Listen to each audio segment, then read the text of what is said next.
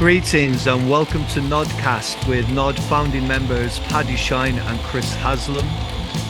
Nod bless. Gareth. Hello. Gareth Smith. Where? How are you? I'm all right. Yeah. What? I'm just closing the window. Is it? I'm all right. What's that mean? Is that what do you mean you're closing the window? You mean you're farting? Is that No, what you're trying to say? it was a computer. Oh, right.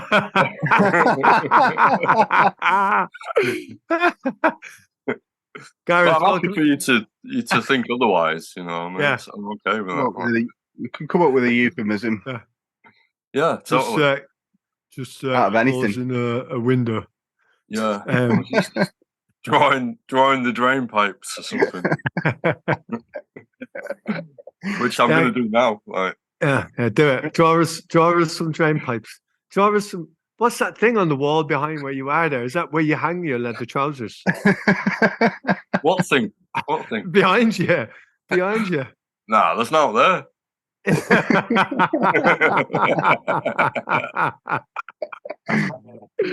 What the fuck is it? Oh, I know what it is. Like a little close hook.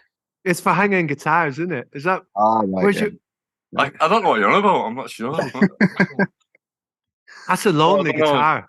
That'd be a lonely guitar up there. Is there only one? I'll tell you what's going to happen. That thing that you think hung on the wall there is going to slowly move forward over the course of this podcast, and you'll be proved otherwise that it's not actually a guitar thing. But it's not a bad pun. Okay, right. Well, let's see. I look forward to seeing what happens over the course of this podcast. Gareth, welcome to the Nodcast. Gareth Smith of currently, I guess you'd be most well known for Vanishing, your project as Vanishing. I'm not sure about well known. I think you've been very generous there, but yeah. Well known amongst the right people, I would say. That's a good answer. You know, and that's something that we'll touch on because I think Vanishing and all the projects that you've been a part of there should be more people listening to them. That's just that's my personal opinion. What do you think, Gareth? We can get into that. Yeah. I mean, I would agree, really. But it's nice to hear you say that. Yeah. We can go into I agree the stuff in a bit. Cheers, Chris. Yeah. And so Vanishing is your project now, and you've done some stuff with Nod, yourself and Chris were in a band together. You and Chris started a band way back in I don't know what it was, 2000 and fucking something. I don't really remember. Century, I think it was. Was it 2 or 3? 2002 or 3? It might even been 4, 3 or 4, I'd say. Yeah. Because I think it was probably about 2005 before you got involved, Paddy. Is that about right?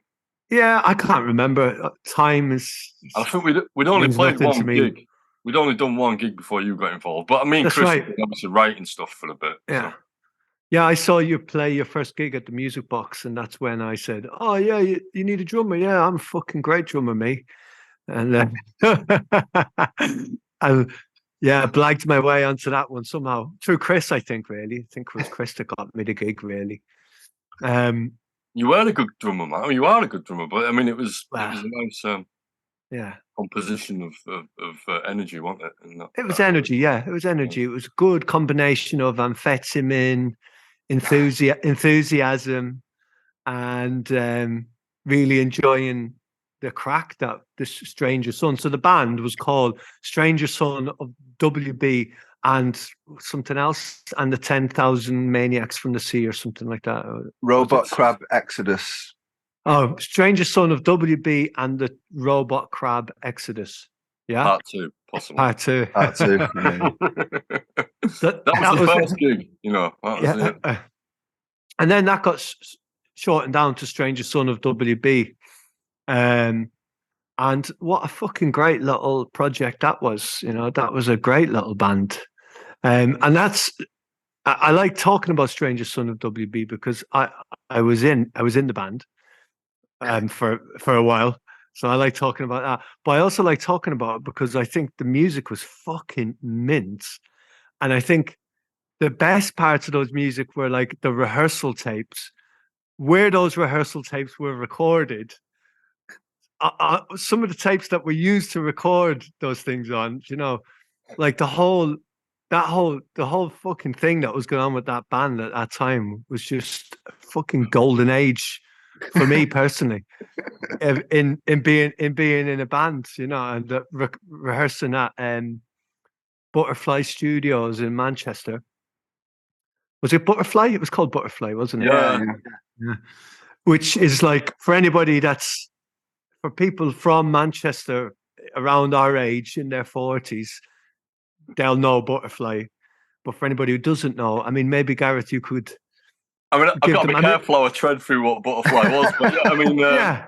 I mean, I can't deny that those kind of like those rehearsals. I mean, me and Chris had obviously we did a piece of work, me and Chris Skerritt, to try and come up with like an aesthetic and a bit of an idea and kind of finding the shared influences. Obviously, Chris and I had known each other through playing in other bands previous to that, and we'd kind of met each other. And I think I'd left the band that I was playing in, and Chris had left the one he was playing in, and we somehow stumbled across each other and, decided to kind of do something. And, we worked hard for a good 6 months or so, didn't we, Chris? Kind of, yeah, man. Together beats and stuff, and even just the idea. I think I remember at the time we were kind of sick of being in like kind of very serious bands with a serious image and attitude, and we just wanted to have some fun with it. So we just kind of came up with all these ridiculous titles and names for everything, and all these I don't want to say in jokes because we didn't want to keep them in. We wanted to expose this madness onto everyone to experience. But yeah, it was just a very inventive time, wasn't it? Creative period of just I mean, I remember some rehearsals and we'd like, fucking hell, we've got about 3 albums there. I mean, it was crazy. I mean, after the kind of like 6 months or so, me and Chris bashing stuff together, then we did that first gig, and Tim Horrocks had joined us on guitar at that point. And my mate Andy Geordie played drums on that, and that that was probably quite. I think we brought some new influences together to kind of put that out there and make that early bunch of work. But it was probably quite controlled. But then, soon as we'd done that first gig, and actually you got in the mix, Paddy, it just like. It put the afterburners on everything, and it just became like just utter madness, really, and just so much fun for at least probably 6 to 9 months. It was just I looked forward to those rehearsals more than anything else in my week, really, and it was a pure, astonishingly creative time. It was very pure the way, because we jammed everything, didn't we? So we jammed. We'd just start something and just constantly keep starting stuff. And I'd be doing the same with the words as well. So I was kind of jamming the words out live, and there was so much stimulus going on around there. We'd have a few tins, wouldn't we? Maybe have a pint or something after work before we practiced, and there'd be weed going around and stuff like that. But then also there's this crazy environment that we was in, which was Butterfly, where you had this mad mix, mad energy kind of rushing through the place of all these random people, plus all this. For a lyricist, the walls were like covered in like posters and mad little signs, little stupid things that made no sense why anyone would pinned it on a wall. But it was gold if you were like looking for words and inspiration. Gareth, do you remember all them postcards that we found, and each one was from the same person, and every postcard I'd written, "It's great here, really sunny. Booze and fags are very cheap." There's about 8 of these postcards from the same guy. Weren't they all from Fletch? I think they were all from Fletch. No, I think it was Bobby, or I think it was Fletch. Because really? I remember those postcards, because Fletch used to travel all around, didn't he, doing the tickets? Right, Touts. Yeah. So he was going all around Europe doing that. And then There was an Irish fucker that'd be in there asleep on the fucking sofa. I mean, there were those guys there. I mean, they were obviously we were practicing it. You know, they were hanging out in that space. You know, after the shop had closed, and I'll say no more about that. But you know, they were. We were practicing in their space, and it was like a cohabited space for a while. One of two kind of distinctly different forces, and I'm totally convinced that the kind of manic energy that came through those Stranger Song, that 6 to 9 months, was totally informed by practicing with all those guys like that. Absolutely, yeah. I remember the first few times being there, and we'd stop a song, and they'd be like, "It's shit, you're rubbish." And you'd be like, okay, and then you carry on, and then like after a few weeks of being there, like 2 or 3 nights a week, or it was usually 2 nights at least, and then after a few weeks, they'd be kind of, not bad, yeah, you get in there now, lads. But fucking just some of the, like there was a time where I know we had to appease Bobby the Irishman by letting him sing a few songs, because he'd had a few jars in him, and he was like, I don't know, he was singing Elvis songs or whatever, and we were just playing whatever while he was singing these Elvis lyrics over the top.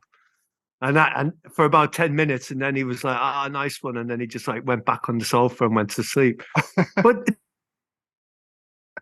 he woke up while we were playing, and he was like, what the fuck are you lot doing in there? And we're like, practicing. We fucking practice here every week. It was nuts. It was, I feel so blessed to have like experienced something like that, because I mean we can try and we are trying to talk about it now, but I don't think what we're saying could ever capture the essence of it, which was just really quite something else, wasn't it? Yeah. Hey, your Wi-Fi is rubbish, buddy. You need to have a word with. You know. Is it? Am I cutting out a lot? Yeah, because it's. Either that, or you're just moving really slowly. Fuck's sake! I wonder if it's my computer. Is it working now?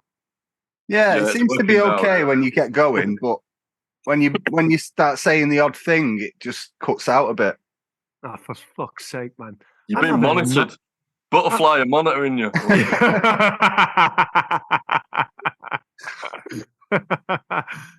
I think it's my fucking laptop. I don't know. Fucking, fuck it. I don't care.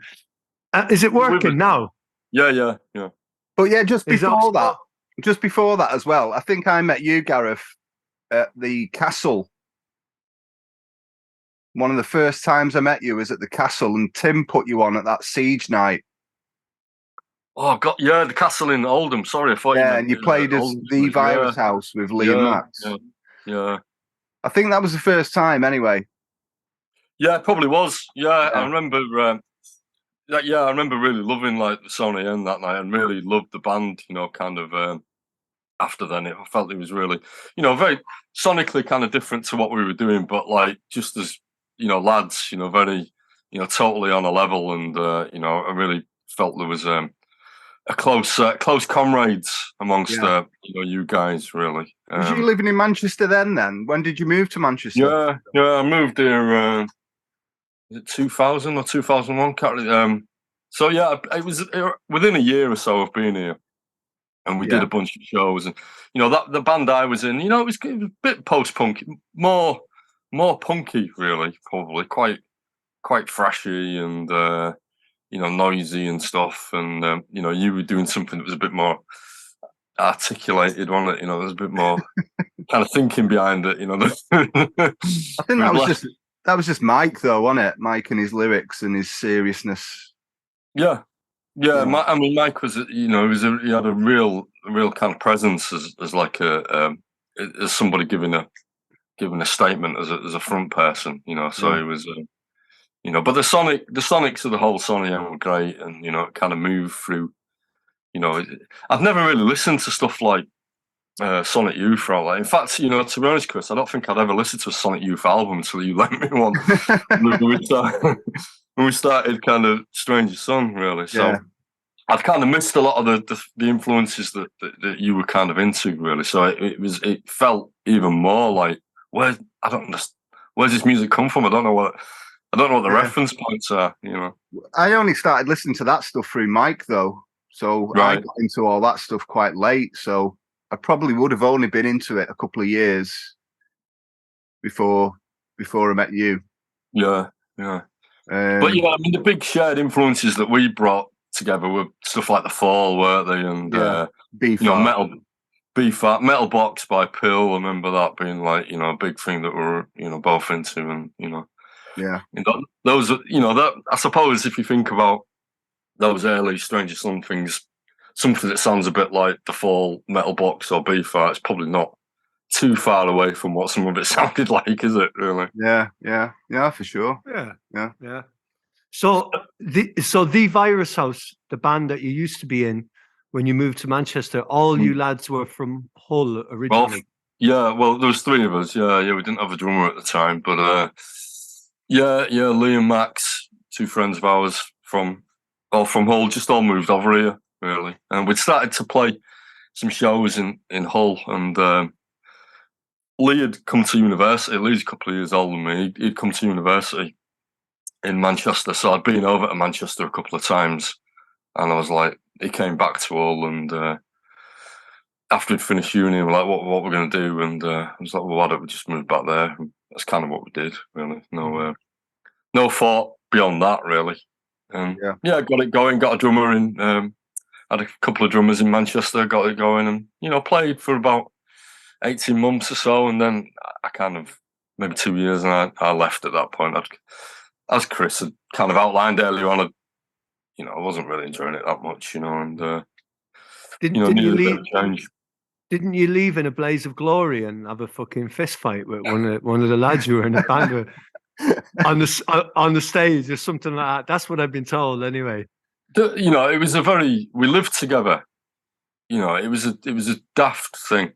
So there's just a lot of in each of his pockets, when we didn't live together. So there was a window where we didn't live together, and we used to practice all the time. We had a practice room in Salford, and we'd go out and practice all the time, and it was great.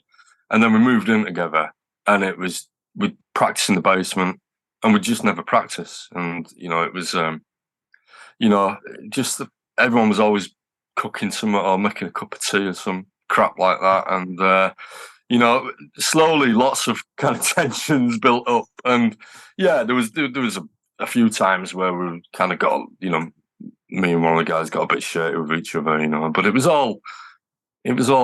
just frustration, really, and being, young, a bit angry, and stuff like that, nothing malicious, Yeah, I get it. Yeah.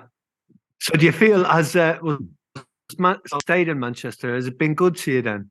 Do you no regrets moving to Manchester from home? Yeah, I mean, it's strange. I never intended to stay here as long as I have. I've been here over 20 years now. I do think it's been good to me. There was a time about maybe about 6 years ago or something. I was feeling a little bit jaded with it, actually. I've been through various things and thought it was maybe time for a change. But kind of at that moment, that was when kind of you lot were in the mill, and I started spending a bit more time over at the mill and met a whole bunch of new kind of creative people as well. People like Karl and David McLean and, all those kind of people. They appeared in my world, and they kind of really energized me with just a new set of creative people, which is, it's been good, and Manchester has been good for me in that way. Every time I felt a little bit bored, a little bit time to move on, somebody else has come along, and it's probably happening much more nowadays because the city's growing so fast, and there's, I work with people in my job that have moved here from London. I mean, that was unheard of 20 years ago. It was a one-way trip that you was doing down there. So, there's probably even more kind of interesting creatives, it loses a dynamic in that process as well. I think that the city is not what it was, but Manchester's always been a changing city. I think it's always cycle through changes. It's always had like migrant workforce, people moving in from different parts of the UK or Ireland or Europe or whatever. So when you say it's not what it was, what do you mean? Like, in what way? You say that with a kind of like, you mean like it's not as good as it used to be, or how do you mean? Like, I mean, what I find frustrating, I mean, it's not really affected me much. I mean, I'll chat a bit about Vanishing in a bit, but one of the reasons why I started making Vanishing, which is ostensibly me working from home with a bunch of people, but not really rehearsing as much, as I got absolutely sick to death of going into practice rooms, like. But I absolutely recognise the need and value for practice rooms for bands, in the same way that artists need art spaces. And it seems very, it's very real at the moment that a lot of those spaces have been moved on. Now I know you two have been through this very recently, haven't you? But there's a whole history of it over the last 10 years of artists being moved out of the city centre, and they can be accommodated in other places. And as I understand, a lot of the musicians from Brunswick Mill have ended up in Salford or something. But it's a loss to Manchester. It's a loss to, and particularly if it's in walking distance from the town. As an artist, you want the energy of a city, don't you? Yeah. We live in this. Manchester's an urban place, and you need that urban connection with that urban energy. That the stuff that attracted me to Manchester, like Joy Division, New Order, The Fall, the Happy Mondays, all of that stuff's got that urban energy in it, and I fear for the grassroots long term of where that stuff's going to come from if it's not allowed to be populated in amongst the place where the energy moves, which is near or in the city centre. Yeah, I get you, man. Yeah, what to be done though? You know what I mean? Well, I mean, this is the price of the city becoming an attractive place to people from London. This is no dig at anyone from London. I've got no issue there. But the city's been rebuilt, and there's lots of new buildings going on, and the inevitable consequence of that is that spare space, stuff like Joy Division and The Fall, and all that stuff would have happened if it weren't for the fact that there was all these old mills kicking around where you could set up a couple of amps in there and you could leave them there and not worry about someone breaking in there because there was an abundance of this space, really. Yeah. And the good thing about Butterfly, it was on Oldham Street, right in the centre, right in the heart of nightlife in Manchester. So when you went out for a pint afterwards, you were just right there, Yeah. And you knew that half of the people who you might see in the pub that night probably heard you rehearsing as they were walking up the street to go for a pint, and they were probably like, "What the fuck is going on in there?"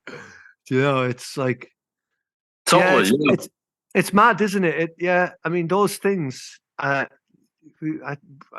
definitely took them for granted at the time. I mean, especially as a blow-in, a country boy, really came to Manchester to be in the mix there. In the city, even up till very recently, rehearsing in Brunswick Mill, as much as the toilets or whatever, just bullshit. Be going to that place always made me feel good. Like I felt like I was doing something. I felt like I was a part of something still in the city. By going to this place for the ritual, going to the ritual place to do the ritual. So it's kind of mad, really, that those places are disappearing. I mean, on a light or not, I'm chatting with somebody at the minute, somebody who's building a lot of places in Manchester, and they have a huge underground bunker space in a building that they've got access to that we could probably fit 10 or 15 decent sized rehearsal rooms in. And Dave said to me, if I do the work on it, that I could turn them into rehearsal rooms. So the artists go underground, eh? Yeah, that's it. With no windows, no ventilation. Oh God, feel right. That's where the one is. I mean, I don't. It's easy to just kind of like wave the finger at the council and say this is the council's fault, but it's less tangible than that. It's like, there's lots of different forces. We have a government that's very supportive of like building stuff, and has regulations and laws in place that make it difficult to fight against it or something. But I do wish that the council had a bit more understanding of like the grassroots scene, because we all did this for years without making any money, and none of us probably have even made any money anyway. You're lucky if you manage to like make it pay for itself, and maybe you can pay your rent for a month or something. And for a lot of people don't understand why that is, and it's because it's the need to just create. It's just the need to be, have an artistic expression, and there is no financial transaction that's going to come at the end of it. It's just a way to keep people making sense of their life, and I don't get the sense that the council has something that's embedded that kind of understands that. But I can't imagine for one moment that Manchester Council is any different from any others. Really, they're there to provide. Increasingly there to provide like emergency service, aren't they, and nothing more, because they've had the budgets hammered. And I just wish culturally as the UK we had more understanding and empathy for just the need to just be creative. Do you think that there's a bit of a cultural shift going on here as well? Like maybe like bands really aren't as seen as a cultural people in general, not just the council. I feel like somehow, I just don't know if really music is that high in the agenda for the at the minute. Like being in a band, or bands really don't anymore like how they used to. You know what I mean?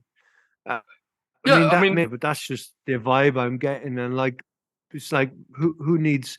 Why have a rehearsal room? And haven't you just got like Logic or haven't you got Zoom? Haven't you got like VR? Why do you need to have a room? You know what I mean? It's like maybe we're just like the last of generation that still think that bands are cool. But even if you're not a band, I mean, if you've just got your laptop and you're emceeing over the top of it, you need somewhere to like plug that in, and you can't get a sense for what it is to play a live gig by just doing it unmiked in your bedroom. I mean, you need a space where you can crank it a little bit, don't you, and feel it. And that's part of the learning. That's part of the artistic development, isn't it? Is how you kind of reinterpret what you might have made in Logic or whatever into like a live setting or some other way of sharing it, really. So I think ultimately, whether it's bands or not, there needs to be space for people to be artistic, don't they? And that must be a fundamental ingredient to any city, I think, really, going forward. Yeah. Have you ever used Pirate Studio? No, I don't know what Pirate Studio is. No.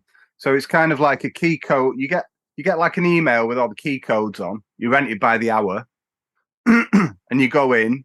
There's like a black door. You type your key code in, let yourself in, go in the room that you were, sent in the email. Go to that, type another code in. It's basically like rehearsal rooms that are kind of unmanaged. It's all done by kind of codes and fucking. Oh, right, okay. You do it all by the hour. You hire it by the hour. But I've used one. We used one with Holy Scum a few weeks ago. It wasn't too bad, but I mean, there was just all the other rooms were just being used for parties. It was just like kids in there hiring them out and just having parties, which, is great, but not really for bands rehearsing when you can just like hear. You couldn't really record in there, Yeah. I mean, having a room though is having a place where you can leave all your shit. Yeah. And have 24/7 access to it. That's what it's all about, really, isn't it? Yeah, but I'm just saying that Pirates kind of seems to be going that way of like hire by the hour. You don't have a guy letting you in. You don't have a key. Just it's all codes and stuff. Yeah, that's what hotels are like, aren't they? Everything's like that nowadays, aren't they? Yeah. What's that? You've not had a bath since you moved to Hebden Bridge. I've not had a bath since I moved into this house. Yeah, and there is a bath. Just something using weird loads about of. having a bath, isn't there? You fucking run the water. You have to get in. You have to sit in. You don't know how long you're going to be in there. You know, it's just like it's all weird. The time goes all strange for me in a bath. Like, yeah, it's not as handy as control over it. It's not as handy as just using a tin of Lynx Africa, is it? You know what I mean? wet wipes. Yeah. Load of wet wipes. Just like filling your socks with the Lynx Africa. Bit like that wine I've just tasted there. That is what you lot do, though. That's one of the things about on tour that blows my mind. All the lads on the tour, I'm not going to say any names, but some of the lads, we're all in our 40s, you know what I mean? We're all getting on a bit. And there's the lads spraying Lynx Africa that they got for Christmas off their mums, you know what I mean? And you're like, it's like, lads, we're in our 40s, man. We don't wear Lynx. I'm sorry. Roll on. Fucking don't go around smelling like a fucking sweat in your 40s. Yeah. I agree. Yeah. What do Nod take on tour with them? What do they have a particular spray, or is it Lynx, or do you have like? I use roll on. It seems like Lynx Africa. There's a couple of the lads there now that, yeah, and it's just mad, really. And like when you see this, if you're sharing a hotel room with them, it's the fucking worst because you're in a hotel room and it's time, and then they're like. Maybe this would be a good point to segue into hotel rooms, you know, and Nod. Maybe that would be a good way to segue in. And I can tell the listeners a story about when Nod absolutely shafted me. I'm blaming you probably more than you. All right, come on, tell us, Gareth, about your time in Nod. Awful. worst time of my life. We got a good album out of it, though, didn't we? We did get a good album out of it. I think the second album's better. I think that's a much more interesting record for me. Which album? Which? The live one. Oh, okay. The one from Roadburn. The Roadburn one. Yeah, I think that's really great. I really like that. You know, so what? You don't like the Temple of BBV record? I suppose just for my, it's not it's a bad record. I just think that I could have done what I was doing better, really. But you know, it's I suppose the nature of writing lyrics is that I actually do, apart from everything that I said earlier on about Stranger Son, I do actually spend a lot of time kind of writing these things and considering them and considering the placement and. Yeah, kind of a bit rushed for me, really. But I enjoyed the spirit of the, that you're going to do something. It's going to be done in the week. I like the kind of ethos behind that. Yeah, I enjoy that kind of pressure because it's kind of like, right, don't get too precious about it. Just do it. And for me, I think the energy is great. I think your lyrics are great. I think your delivery is great. Yeah, I think it could have been. It could have been more interesting for me, really, from my end, really. But that just takes time, really, and that's to lose.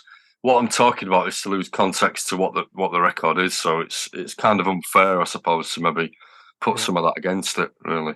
I suppose the thing with the Roadburn one is that was just totally improvised. So there's no considering anything. It's just performance, isn't it? And instinctive performance. And anyway, I was just reading from my doctor's notes, so the weight of my lyrics. They're my doctor's lyrics. And was it something to do with tinnitus? Yeah, having tinnitus, yeah, which I've obviously still got, but it's not really a problem. But when I first got it, it stressed me out a bit for probably about a year, to be honest, and then I kind of made peace with it, but in that year I was trying to, what is this? Is it something more dangerous, and I'm sure we've all been through that, haven't we? Yeah. I think when you first notice your tinnitus, I think it most people tend to have a bit of a moment of like, oh my fucking God, shit, this is it now, now I'm just trying my best to just get more of it, really, and it's I mean, it's so weird. It's so weird, tinnitus, because I had it really bad. Going off on a tangent here, but fuck it, I had it really bad to go, maybe a bit longer. And I remember it really stressed me out. And I remember sniffing some ketamine, and all of a sudden, I just was like, I was basically living in a world of tinnitus, and it completely sent me under. And so it actually got me into. I said, right, I'm never sniffing ketamine again. And then it got me into like researching what I could do about my tinnitus. It sent me on such a bad trip. And then like now I barely notice it. Like, so I mean, and the more research I've done about it, the more I've done about tinnitus, the more it seems like the more stressed out you are, the more under pressure that you are, the more stressed you are, the more booze you drink, more drugs you take, less sleep you have. It's going to make it a lot worse and compound it. Like it's almost like tinnitus seems like it's almost like an alarm bell of your nervous system saying, slow the fuck down, take it fucking easy. Well, it's not even your ear, is it? It's your brain that thinks it's getting a signal. So it's all it's all those things. So, but I mean, any physical ailment that you've got is like, is made worse by drinking too much or too much caffeine or not sleeping. I mean, it just isn't it? So why tinnitus would be any different? Yeah, of course. Yeah. So anyway, before we got onto tinnitus, right? What were we chatting about? We were chatting about Manchester's cultural capital, of whether bands mattered anymore. But what I really wanted to get to was like, all right, so we were chatting about you being in Nod. That was it. So we went. So let's put this bit in context. We all went together to Eindhoven to go and make this album and do a gig, and we were recording an album with a band from Eindhoven called the Radar Men from the Moon. So the plan was we go there, we just fucking get in the studio, improvise, write an album, and then do a gig out of it. And we were there for like a week, was it? Something like that. 5 days. 5 days. Yeah. Is that all it was? 5 days? And then there was the Sight Fest at the end of it, wasn't there? Yeah. So I think we got there on a Sunday evening, and the gig was on the Friday. Yeah. Of the next week. So yeah, that's pretty good going to record and write a set and write and record an album and a set in 5 days. And God love you, Gareth, you did it all without having access to a hotel room.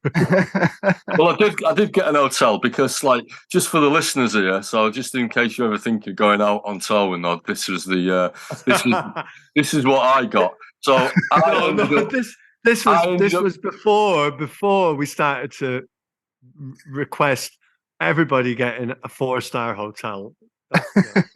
This was the moment, it was this tragedy that I had to go through that improved the touring situation for everybody that's involved in Nod now. So I'm pleased that my suffering has had like a positive outcome for everybody that's in Nod nowadays. But yeah, driving there for 16 hours, I was driving. And got there, and I'd been on at Paddy all the way through. I was like, "What's the sleeping arrangements, man? What's the sleeping?" He's like, "Oh yeah, sound, sound. Don't worry about it, sound." We got there, and it was just it was just dossing on the floor, and I'd been driving for 16 hours, and I just actually, for the one time in my life, I really, really needed to go to bed. And found myself asleep in some room upstairs, and then like some couple came back and got into bed together and started having their fun. I thought, well, I can't really stay in here, even though they kindly offered to let me stay and listen to that. I ended up like just wandering around Eindhoven at like 4 a.m. Tried to go sleep in the van, but couldn't do that. And and then ended up quite angry the next day to the point where I was almost going to fuck off home. And then went and got an hotel and sorted myself out for the rest of the week and stayed well clear of you lot. I remember meeting you in the morning. That morning, like, oh my God, man, fucking hell. Yeah, you looked very angry. But we sorted it out and it was all grand in the end, you know? I mean, it's funny. You're high maintenance, man. It's okay. You're high maintenance. I absolutely aren't. Like what I did learn though from this process is that I can work long hours and I will work long hours and I enjoy working long hours doing whatever. But actually, you know what? The thing that I absolutely need is a bed at the end of the day. Well, I am definitely at that stage of my whatever. I'm at that stage of my life now as well. Then at that time, I was like, I'll be all right sleeping on the floor for 2 or 3 days, just because at that time, I guess I was like, well, I'm just getting fucked up anyway, so it doesn't matter where I sleep if I sleep. So yeah, but I can't imagine. I couldn't do that now. If you were out to tour with us now, Gareth, you'd fucking love it, man. We go to but that's not even true though, Paddy, because the best restaurants. Do you know what I mean? We go. But you could to actually, you know, the truth of the story is you couldn't hack it in the house because you came and stayed at that nature reserve where I booked a chalet for 2 nights in Eindhoven. You came and stayed there because you couldn't deal with the house anymore. I fucking been that, man. The Radar Man house. The Radar Man house. No, so I went into an hotel. I got a couple of nights in an hotel in like Eindhoven, some part of Eindhoven, and then there was some pop concert on for like a few nights, and there was no hotels available at all anywhere in Eindhoven. The next best thing was like this wooden chalet in the, about it was like a triangular. miles. It was a pyramid thing, wasn't it? Like a triangle, like old-fashioned chalet. Yeah, I remember now. Yeah. In this kind of nature reserve thing, and I stayed it was lovely. there. And you came and you bolted at the first opportunity to join me in that. I forgot all about that. Yeah. I mean, it was a rough few days. It was, but but I still think we got a good album out of it, and it was all right. I mean, how was the Roadburn? I mean, what happened at Roadburn? Did you get a hotel that night? Roadburn. We went a year later. When we did the Know Your Limitations gig. Yeah, no, I think we all stayed in we stayed in the studio for a couple of days, didn't we? Where they had like a proper like dorm and stuff. Chris, we was together, weren't we? With Rakes was with us, I think, and we stayed at this guy's house, didn't we? This guy, big. I remember he had a massive house. You might have. I think we stayed in the studio. There was some actual. There was a dorm like in there, and then we stayed at the end of it when we went to Roadburn. We stayed at that guy's house, didn't we? That couple, was it Amina Evo? Was it called? Can't remember. That's it. Yeah. That's what I meant. Yeah, that's what I meant. Evo and Amina, but whatever. It's all fucking right. So that's your nod experience. Well, I'm glad that we. I was at the first nod gig. Have you ever talked about that? Like, what, at the Royal Oak? Yeah, I was there. Yeah.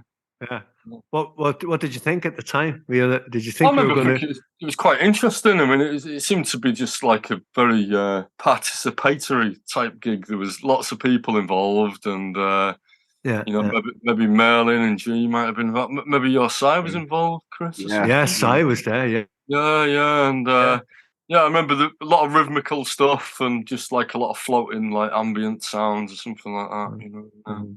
Yeah, I remember thinking it was quite interesting to see where it went, and it went through quite a few different journeys, didn't it, to what it is today.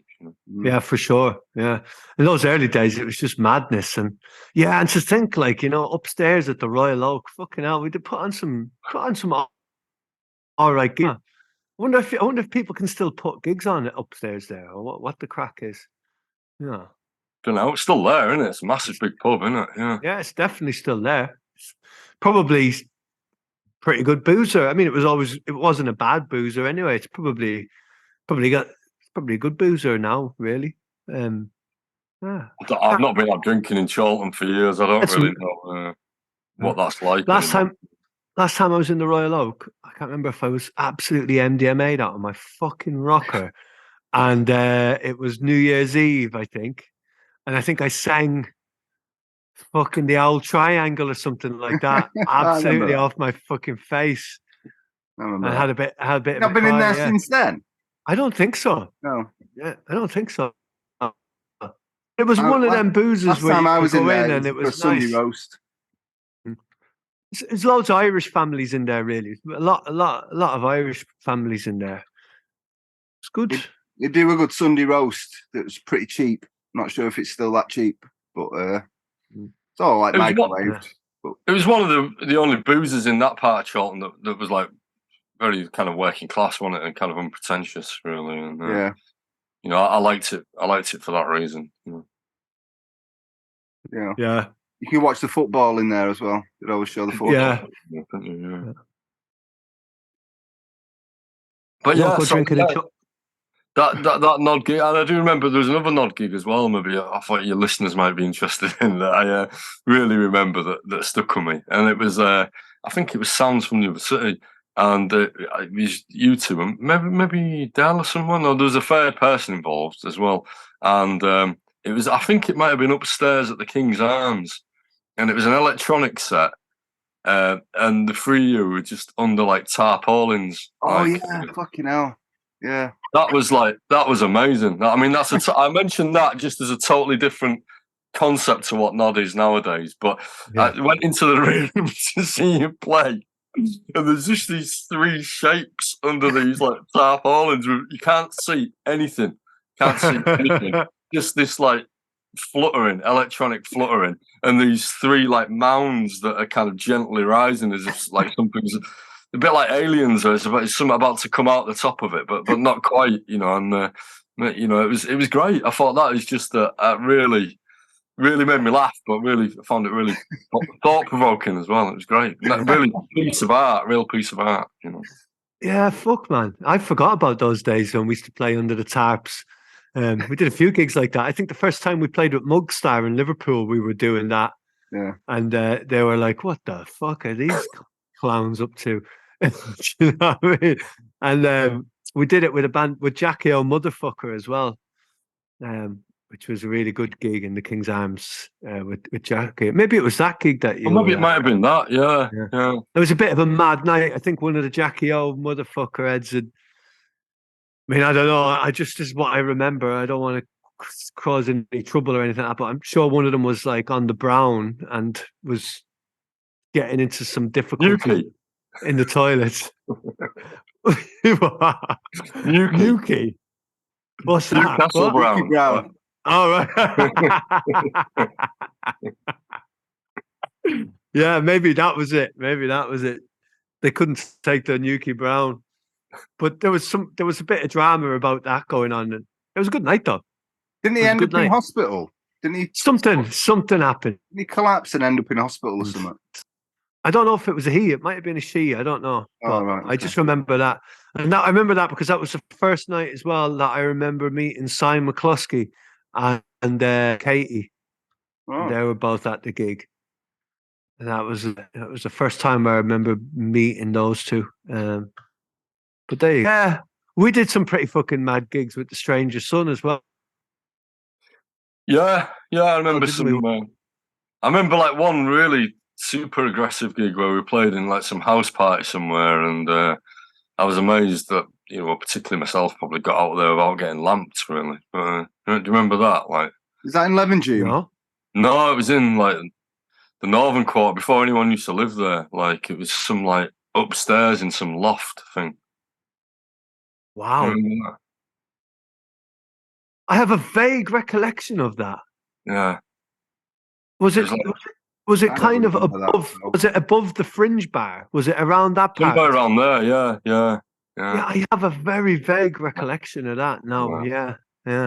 It was just a was like a Friday night, and everyone was like trolleyed in there, and it was a totally inappropriate place. You know, if you like sharing your music and like it's all part of the vibe, that'd have been great. But that wasn't what we did, was it? We didn't share our music. You know, you kind of got slaps around the face with it, didn't you? And if you didn't like the slap, then I don't know what happened after that. Like, but Were you swinging your bell around at that time? I might have had the bell as well, which probably didn't help to kind of lessen the kind of aggression. Really, we used to have a church bell, listeners.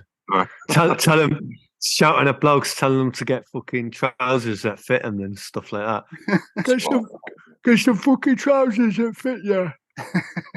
Yeah.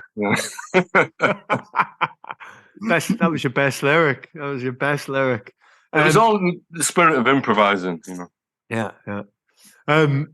So, I mean, I'm trying to think of another Stranger Sung gig. I mean, the one I remember the most. That's not the one I remember the most, but I do remember playing the Castle in Oldham, which for me was always probably one of the worst gigs you could ever do in Manchester. The Castle, it was just such a weird show. I never really liked it. But I remember us playing there and somehow Tim managing to get his shoes and socks off whilst playing the guitar at the same time, but managing to take his shoes and socks off. And there was all these like fucking like what would you call them, like moshers or whatever, like new metal kids or whatever, who were all there in those kind of like shorts that go down to your shins, you know, the ones that I mean, like proper like mosher mid 2000s whatever, late 2000s mosher gear. And Gareth, you were shouting at them, "Oh, you get some fucking trousers what fit you." Yeah, I did take exception to that on the night. Really. I mean, looking back, it seems stupid to have got upset about it, but I mean, but it was great because they just stood there looking at us. They didn't even like laugh or walk off or clap or anything. They just stood there looking at us like. I always found that the Castle was always like that. You just had a bunch of heads that just stood there just looking at you, and there was no ever any reaction. And I think who was playing that night? Abraham Aziz. Was Abraham Aziz playing? I think that was a different time, Paddy. Yeah, that was later on. But yeah, I remember they had a good sound system, the Castle. But yeah, it was a bit frustrating, wasn't it? It was always quite quiet, you know. But I mean, maybe that's just nobody ever wanted to come and see what I was doing, which is fair enough, you know. The funny the Abraham Aziz night. Now that night, something really, really you might not remember this, but I remember it to this day. There used to be a pub next door to the Castle, like an old school like boozer. It's probably might still be there. I don't know. I know the Castle's been flattened now, hasn't it? Somewhere else. So. Really? Wow. Oh yeah, it's been gone years.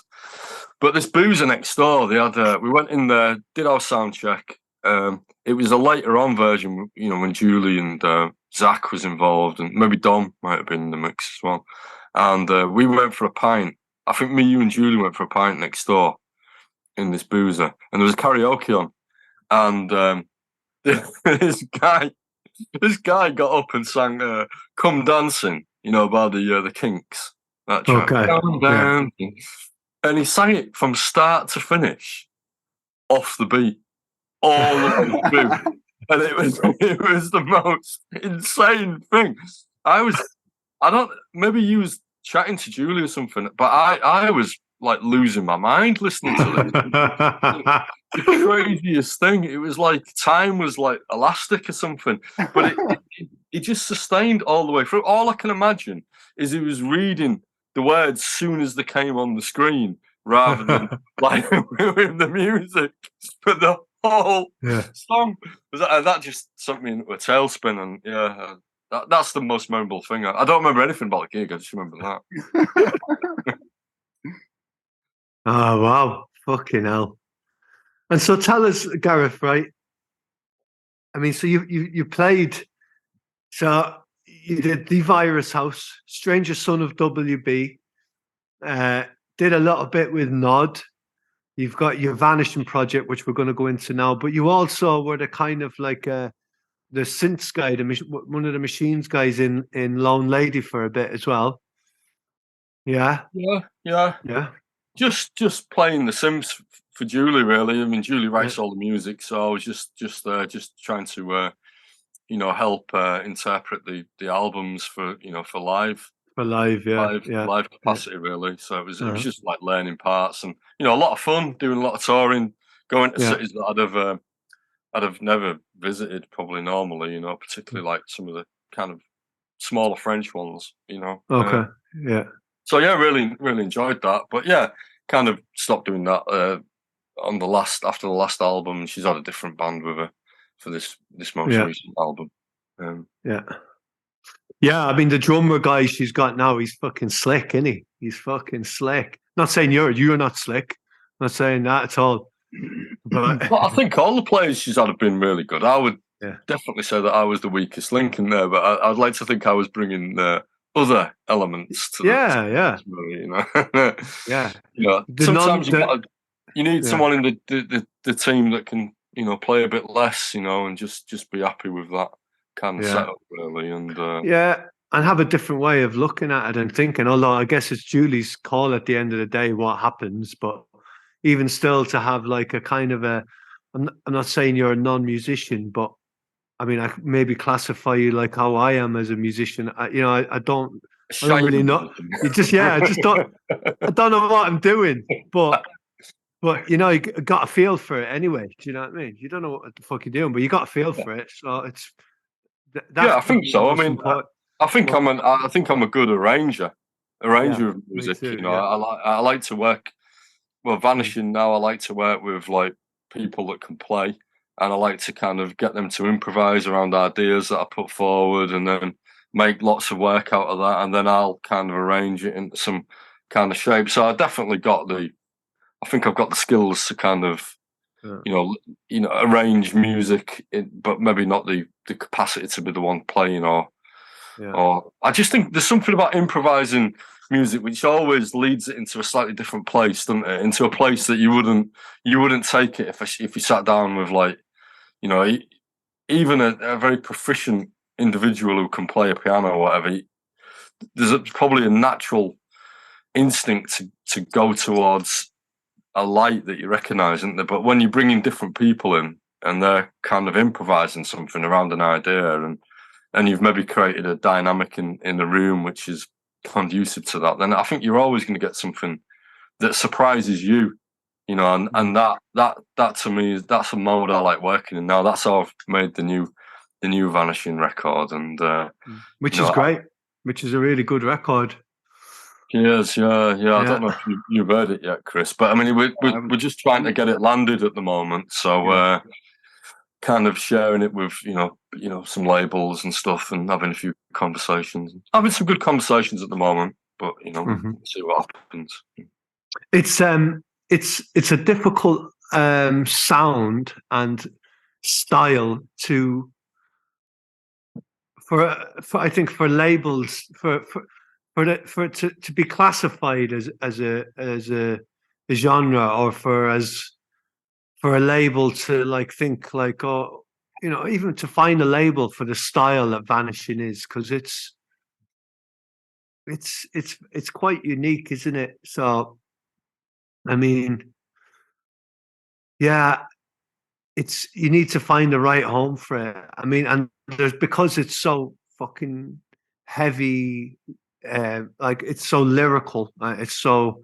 I feel like I don't want to like give anything away about the album, but I think that it's worth having something to read alongside it. Like there's more to it than just like the sonics of it. I think there's something that's like with that word heavy, like spoken word like that. It's good to have a Prince accompaniment to it, but especially for this Vanishing record that I've heard. The other stuff, I don't know, maybe so much. I mean, you've done 55 Degrees North, and then you did a couple of cassettes, I think, before that. Am I right? Did one cassette with Tesla tapes, which obviously you played on half of that, and then a studio album, which again was most of the music was yourself and a few other people kind of involved, and then the 55 was a live live performance with Karl. Karl sends his love. I wrote it down on a bit of paper. I forgot to send it. Hey, Carl. Hey, Karl. Karl and the Gap Max is on that as well, and yeah, nice. they're both on this new record. I think it's definitely the most direct word thing, and that might not be the format that it continues in forever, but it just felt the right thing at this moment. There's so many layers of music in there, and so many different pressure points that are kind of where the music is, weaving around each other, and the lines of music are weaving around each other. I felt that the vocal, for it to work, had to be quite in the middle and kind of quite, not trying to do too much, so it's quite raw. It's quite a raw delivery, that's not affected in any way. It's not trying to do anything too dramatic. It's just kind of almost like the metronome. Almost in the middle is the words, and then all this other stuff is kind of weaving around it. That's why I went for that style. Really. Cool. Yeah, it's good, man. It's a really good album, and somebody needs to get on that shit and release it. So I mean, the Vanishing project, is it something that you feel like it's your thing now? You're going to carry it on? Yeah. I mean, if you remember when we started it, like I kind of looked around for a name for ages. I mean, you always look around for a name for ages, don't you? I mean, yeah. But I particularly wanted to find a name that felt quite neutral, so I could do lots of things with it. So the 55 degrees north, 5 degrees east, that was like a dance piece as well as a kind of live album. So I wanted a project that I felt I could do lots of stuff with. I could do like work with some dance people. I like making films. That's something I quite enjoy. Kind of little short films, and the poetry of different musicians. It feels like something that I can stick a lot of stuff to, and it fits within the Vanishing aesthetic. To me, anyway. I don't know how other people perceive it, but that's how it feels for me.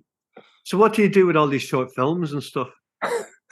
Tend to like share them with like one person and then like delete them, really. But no, I do. I enjoy making videos and stuff. I enjoy, sometimes for my own pleasure, and sometimes, for Vanishing and stuff like that.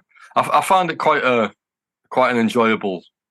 I don't feel as precious about like working with film as I do with music, so I feel I can do stuff quite quickly, and it's quite rewarding in that way, because it doesn't have all the baggage of working on it for 20 years like I have as a musician. Or yeah, that little video that you made for us, that's really nice.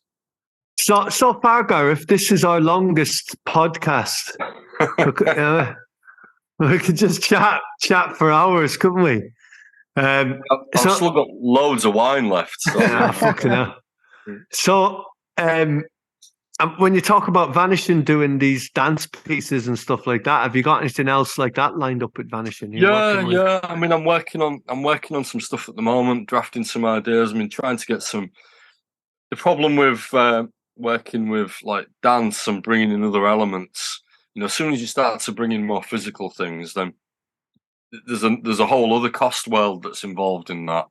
Even if the dancers are your mates and you're barely paying them, or not even paying them at all, in the way that we often, work when we're trying to get something off the ground. But it just needs more resources, really. So trying to get a bit of funding really helps with some of these things, really. And working on two new projects that I'm I want some kind of community participation in terms of like some of the writing. One that's particularly about to do with warfare. I won't reveal too much, because I'd like to kind of keep it under my heart, really. And I'm kind of developing it whilst like there's a really crazy, obviously, stuff going on in Europe and Ukraine and whatever. So trying to be quite sensitive and develop that at the moment. When I've got a bit more of an idea of it, I'll kind of go.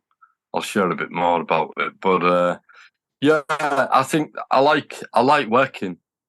I like working with other art forms. I like working with with film and movement, and I think it's something that's the way that I perceive the world. I perceive multiple things. Some people are quite good at just sitting down and listening to a record, aren't they? And I've never kind of been like that. I've always had other things in my peripheral vision while I'm listening to stuff, and that's not that I'm distracted or not engaged with it.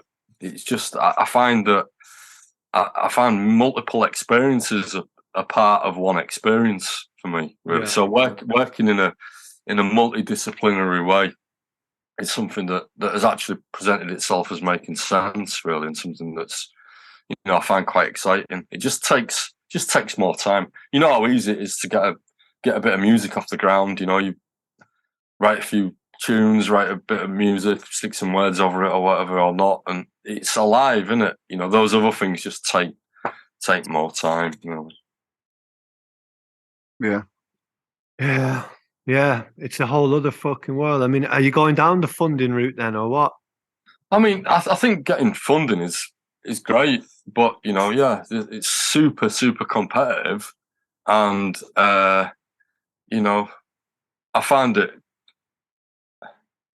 When you're applying for money, you're applying for public money, so you've got to justify it. So I've got no issue with people have to work their applications hard and justify why you're doing it. But I do find it very labour intensive, and I don't find it personally. I don't find applying for funding for me conducive to being an artist, really, because I actually don't like to know really what I'm doing too much. I like to have an emotional sense of what I'm doing, but I don't like to kind of know the full mechanics of everything. And quite often application forms for funding, you've got to detail quite clearly what your intention is, and who's getting involved and why it's happening, and all those things. And I find those questions for me not conducive for being a creative who doesn't particularly like to understand his practice too much. I like some naivety. Naivety is important in being creative, isn't it? Yeah, absolutely. Yeah, it kind of sucks the life out of it.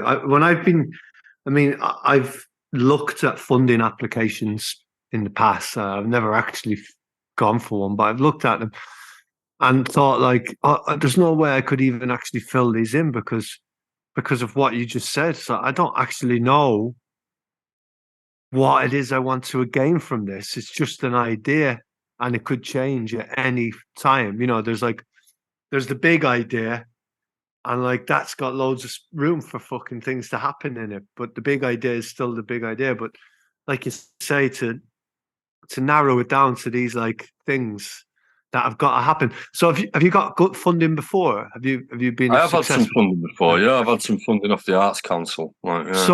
So is it a case that you have to do exactly as you fucking said you've done in the application? Nobody's checking up on that, are they? Well, probably not. No, but I mean, I'm the type of person who, if I want it to go well, and you want it, you like the idea that once you have had some endorsement with public money, that you do, you spend it properly. I mean, we look at the world at the moment. Our political leaders that are just, to use Boris Johnson's term, spaffing money up the wall, and that's our money. That's public money. So you want to feel you're kind of doing it, that you're not. I don't mean in any way ripping people off, like taking the money and going and snorting a lot of coke and you know what I mean, getting one of your mates to dance about in a fucking. I mean, you'd have to speak to somebody from the Arts Council or some other organisation to say what their criteria is. But I would imagine that they're mindful that the creative journey takes unexpected twists and turns when you're working. It has to. It has to. Yeah, it has to. Has to be a little bit of that. I mean, look at. Yeah, I mean, God, we could go into the places that we know that are getting funding and the amount of fucking around that's been going on there with some of those places. Yeah. Well, I mean, so they say that, right? If you've been successful getting Arts Council funding once, then you're more than likely going to get it again. So you've been through the process of having a successful application, so maybe you stand a good chance of getting some. And I hope so, because I think it's better you getting it than some fucking toff from fucking who doesn't need it. Do you know what I mean? Who doesn't fucking need it just because they know how to fill out a fucking form because they studied it at our college. Do you know what I mean? I agree with you. Yeah. Because I mean, I'm coming from a place of maybe ignorance there saying that, but from what I know, my a little bit of experience and from talking to people. I mean, I think the Arts Council and probably other funding bodies are slowly, well, I mean, they have been for a while, like taking into account things like socio-economic backgrounds. You know, there's often a question, you know, what was the main breadwinner in your house doing when you was age 14 or something? What job did they have? You know, some kind of indicator of your kind of social class. So I mean, it does seem like these things are kind of moving in the right direction in terms of like spreading the money a bit more wider to people who are, you know, got self-taught practices, or, you know, just been stumbling through their artistic career without ever really realizing that they had an artistic career, you know, which is what a lot of like working class artists do, don't they? You know, they don't even know that they're artists, you know. So you know, it feels like that stuff's moving in the right direction, and you know, there's more funding. Well, maybe there isn't, but I get a sense that there's more funding that's been ring fenced for, you know, protected characteristics and gender and stuff like that. Diversity stuff, in Ireland now, which in is Ireland, positive, you know. Yeah, definitely. No, it is. It is. In Ireland, they've tried to sort of make it a bit more egalitarian, or maybe not. Maybe that's not the right word, but they're experimenting with this idea of basic income for the arts. So they've done a pilot scheme where 6,000 people applied, or 9,000 people applied. Artists applied for this basic income for the arts, which was basically like the dole, but a really well-paid dole that you get every week to be an artist. And they're doing it for 3 years. It's a 3-year scheme. So 2,000 people were selected at random. I applied for it. I got through the first process. I got accepted as being eligible to get it, but I didn't get picked out of the hat randomly. A few of my friends did. I'm really jealous of the bastards because they're getting really well fucking paid to do music, and great. I'm fucking delighted for them. Or not just music, but to do whatever there is that they do, which is fantastic. But the plan of the scheme, I think, is to kind of figure out how should we divvy out the money for the arts? Should it be we make people fill out these application forms, and you get these certain amount of people who are really good at filling out application forms? Because in Ireland, I know people who go to a guy. I mean, fucking hell, maybe I shouldn't be saying, well, whatever. I know people who know people that will fill out forms for people, and you know what I mean. And I think say bid writers exist everywhere, don't they? That's like a legitimate job, I think, isn't it? Is it? Yeah, just like lawyers and that, innit? Yeah, legitimate, like, yeah. You know, organisations have people that their specific job is to, you know, write bids. Yeah, no, I know. Like yeah, I know. But I mean, I think this universal, this basic income for the arts, this seems like a little bit more of a fairer way of making it happen. Oh, I don't have much faith though. I feel like in Ireland, they're going to roll it out for 3 years. Oh, nah, we're not doing that, because I don't know how they're going to fucking, in what way they're going to measure the effect of what that's done for the arts in Ireland. Like, how are they going to quantify the effect of doing that? I mean, I'm interested to see how it's going to happen. Just going to follow the careers of those 2,000 and see if there's any improvement and if they can become self-sufficient after it. I mean, if they can, that's good for them because they won't keep falling back onto benefits. And well, you know. I think that there's, I mean, if I got that money, I would definitely be fucking a shoe-in for fucking making something work out of that. Definitely, because it's enough money to fucking make sure you could actually build something for enough money for enough time to be able to build something solid out of, I think. Yeah.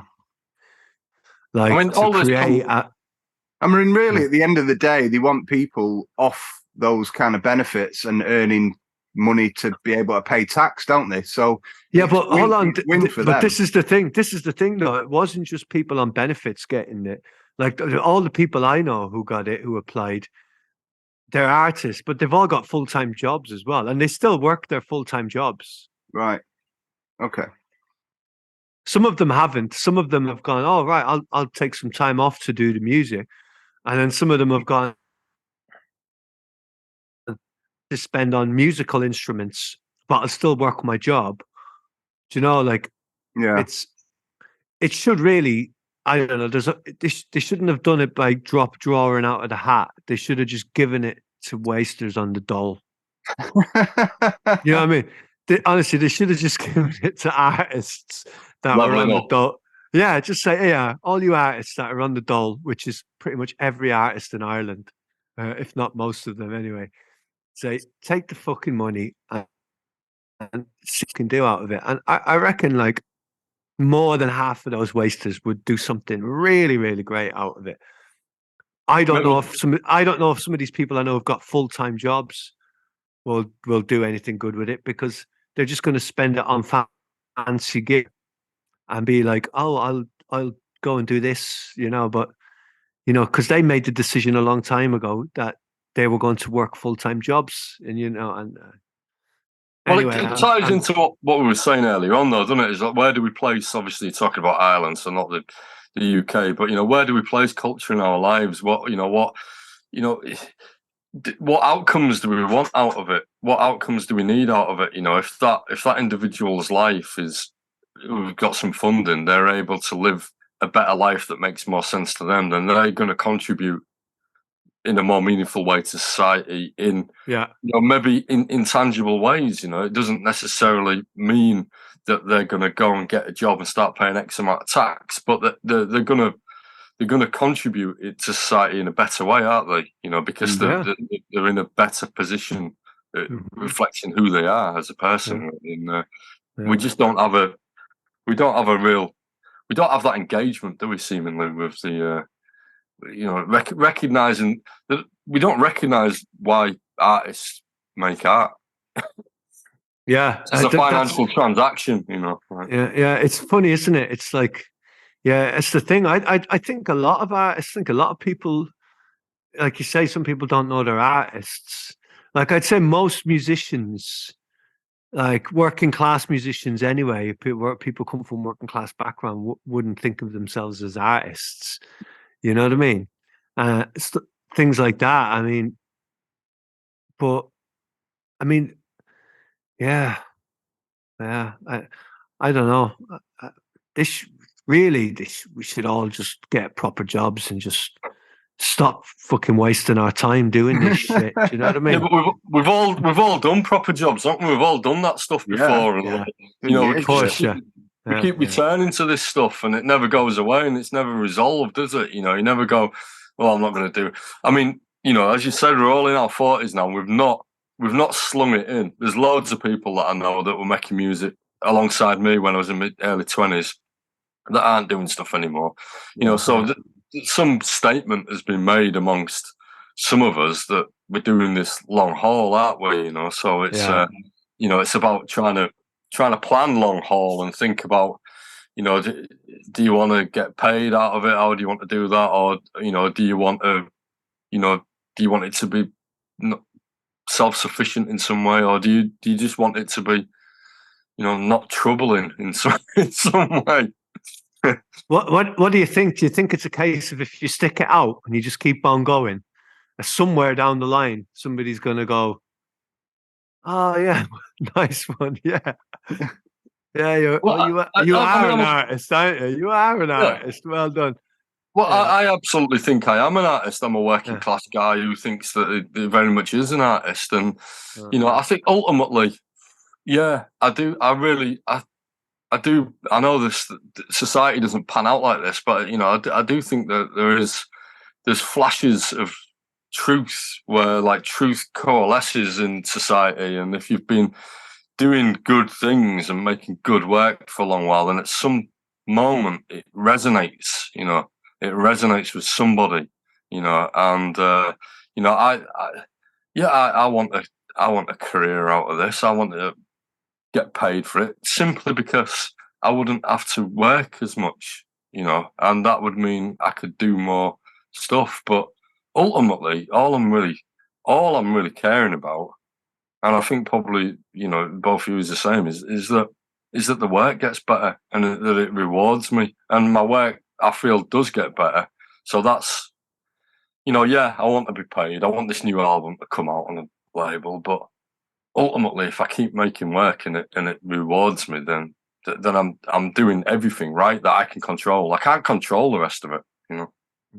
Yeah, cool. Do you think so? Doing this gives your life meaning. Would you say that? Absolutely, yeah, totally. I mean, I started probably like yourself. I wasn't a musician at school. I didn't know history of it in my family. I started doing it when I was like 17 or 18 or whatever, when I was just angry at the world, like a lot of 17, 18-year-olds are, and writing poems and stuff just to try and as an outlet for anger. And it's today for me. It's more complex because I've been doing it for 25 years or something. But at the root of it is the idea that I'm trying to find my way through the madness of the world, and make sense of it all. Yeah, totally. It's like for me, it's like it's an outlet, but it's like some language that I've learned to use to deal with life. You know what I mean? That sounds so up its own arse, but like I don't play music like a proper musician, but I've managed to, like all of us have, managed to find a way into it and to express myself through it in a way that is like definitely like feels like more and more. You're saying you feel like your stuff is improving. I feel the same, but for me, it's more of an angle of like I'm developing more and more of my own language, my own sort of sound, my own fucking every day, every week, every time I mess around with some sounds, anytime I get a machine out that I don't know what I'm doing, but I figure something out with it, it's becoming more and more just like vocabulary in this really strange language that I've got. And I think that at some point over time, I've been doing it over 20 years or for 20 years now. Another 5-10 years, that language is going to have developed into some, it's just about sticking with it, isn't it? And just like whatever your craft is, whether it's, because I used to have this, I'm sure maybe we all had it, I don't know, this imposter kind of syndrome about being around proper musicians and thinking, fucking hell, like they know all of the cunts here know that I don't know what a C is. I haven't got a clue what a fucking a G is.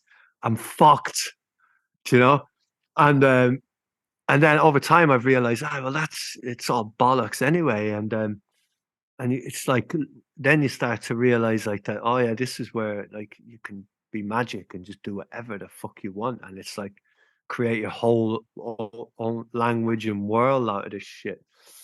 And it's still exciting. Right. It's still fun. Yeah, there's totally. It's that confidence to say there's an entry point for me to come in here, and it takes time that, I like, the musicians that played on this new Vanishing record are, some of the best musicians I've played with. And, it's kind of, you feel a little bit out, intimidated for exactly the reasons that you've just outlined there, Paddy, but when I'm trying to talk about things in a more painterly, atmospheric way, and not having the the language of being able to read music or whatever, but there is access points in there, and if you're working with good people, then they will recognize that, and it's, I suppose, finding the good people, isn't it? The good people who can, the great players that are just like open to like playing with people, just because they can feel the emotional resonance in that. Yeah. I mean, I remember they're the best. They're the best, man. When you find those people. Sorry, Chris. What were you saying? I remember at the time, Gareth, when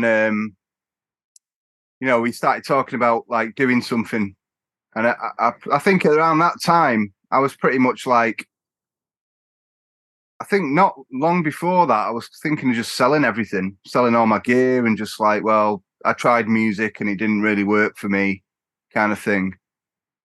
I'm pretty sure you were pretty, there was a bit of a catalyst there that you brought to what I needed at the time, where it was just like, come on, we can do something here, Absolutely, mate. I hope that is true. I totally thought that, like, man. I really appreciate that, though. Like, you kind of gave me a bit of confidence in what I was doing, because at the time I was just thinking, nah, probably that's probably it for me, probably never going to do anything in music again, Well, I probably felt the same, mate. I probably felt the same. I think I'd come out of doing what I was doing and not really enjoying it. And, I'd got more into writing, I suppose, because it's a bit more, you can control it a bit more, really. Yeah.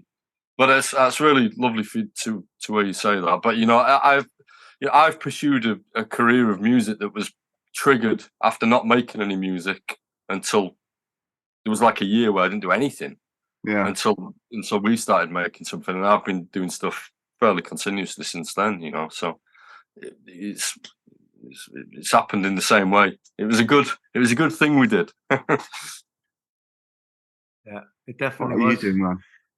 What am I doing? I'm fucking combing my beard, mate. That's what I do now. Do you wrap this up? Because I want to watch the second half. We've had a good chat. Yeah. What scores United? 0-0. Yeah. Codheads are winning, aren't they? Who? Codheads. Who's the Codheads? Grimsby. Yeah. Is that what you call them? Yeah, in Hull, the Codheads. What do they call you? Probably something similar,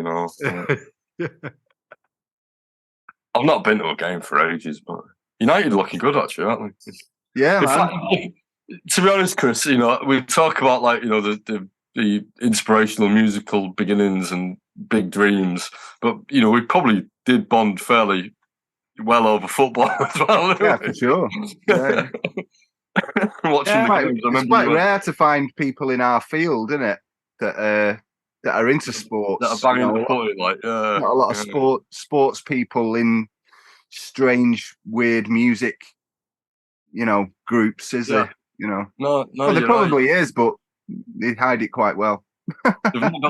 Maybe they've not got the confidence. Maybe they're from a slightly different class background, and they've not got the confidence to come in on that angle. I don't know the language. I don't know. It's like that episode of IT Crowd where they go to a football game. If you've ever seen that, it's very funny. No, I've never seen it. No. Oh, they're just trying to say the words so they look authentic. Okay. Last football game I went to, which was United, I think I fell asleep too. I went with my mate. I think I went with my mate Kitch and his dad. They brought me at Christmas time, and I think I'd been up all night partying, and they took me to the game, and it's obviously sitting down, and I fell asleep. And Kitch's dad was like, "Oh, we're never bringing that cunt to a game again."